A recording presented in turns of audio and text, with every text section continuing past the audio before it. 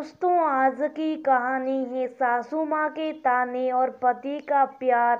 दोस्तों, कहानी शुरू करने से पहले अगर हमारे चैनल को सब्सक्राइब नहीं किया हो तो कर लीजिए ताकि आपके पास पहुँचे हर रोज नया वीडियो।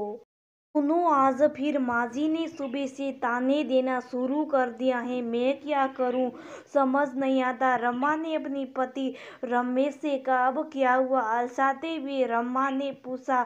मैं बच्चों को ऑटो तक छोड़ने जा रही थी। माजी साई के लिए कहने लगी। मैंने कहा, साई बन गई है, बच्चों को ऑटो में बैठा कर आती हूँ।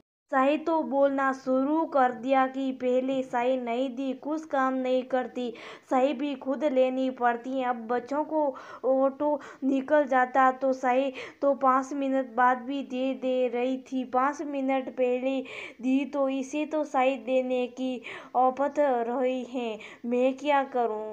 तुम भी ना छोटी छोटी बातों पर सोचती रहती हो।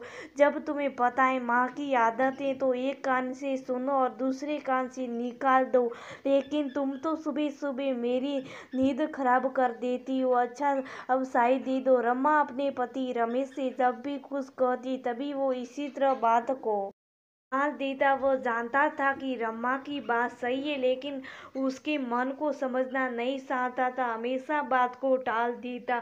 अगले दिन फिर रमा की सास ने काम वाली को लेकर झगड़ा शुरू कर दिया। बोली, काम वाली भाई रमा के कहने से काम करती हैं। आज उसने आने को मना कर दिया, लेकिन जब इसने कहा तो एकदम आ गई। इसने उसे सिखा दिया है कि केवल मेरे कहने से काम किया कर, सास के काम को मना कर दिया कर। ये सब सुनकर रमा को बहुत दुख हुआ कि मैं भाई को ये सब क्यों कहूँगी। उसने रात को रमेश से कहा तो रमेश ने फिर टालने की कोशिश की।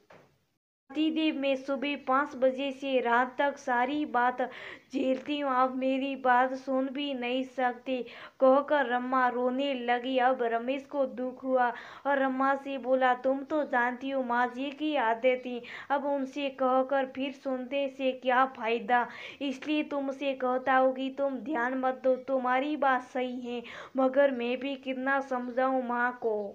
मैं आपसे ये कब कहती हूँ कि आप माँ से जाकर झगड़ा करो। आप मेरी बात सुन लोगे और मेरे मन को समझोगे तो मुझे भी तसल्ली रहेगी कि कोई मेरे दिल की बात भी सुन रहा है, कोई मुझे भी समझता है। इसके अलावा आपको बताने का एक मकसद ये भी रहता है कि अगर माँ जी आपसे कोई बात कहती हैं तो आप उनसे कह सके कि मैं उनका बुरा नहीं करना चाहती, आपको सीरी बीते पता नहीं होनी चाहिए। मैं भी नहीं चाहती कि आप माँ से झगड़ा करो। बस इतनी सी बात तो हमारी श्रीमती जी के दिल का रास्ता, उनके दिल की बात सुनने से मिल जाता है। ये तो बहुत आराम से कर सकता हूँ।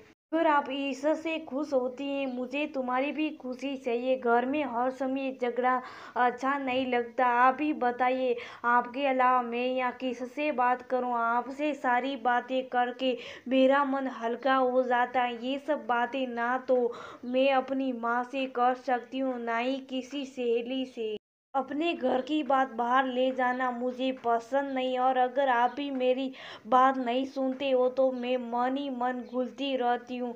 तुम जैसी समझदार पत्नी पाकर मैं धन्य हो गया। आज मुझे तुम्हारी दिल तक पहुँचने का रास्ता मिल गया है। अब तुम्हें शिकायत का मौका नहीं दूंगा, कहकर रमेश ने अपनी बाहें फैला दी। रमा भी मुस्कुराकर रमेश की बाहों में समा गई। दोस्तों, अगर पति पत्नी की बातों को सुन ले तो पत्नी के मन का भी गुबार निकल जाता है, उसकी काम करने की शक्ति बढ़ जाती है। जरूरी नहीं पत्नी हमेशा लड़ने के लिए कोई बात करेगी। अगर पति भी पत्नी की बात नहीं सुनता तो पत्नी के मन में बातें इकट्ठा होती रहती हैं। एक दिन सब बातें घर में संग्राम छिड़ने की वजह बन जाती हैं।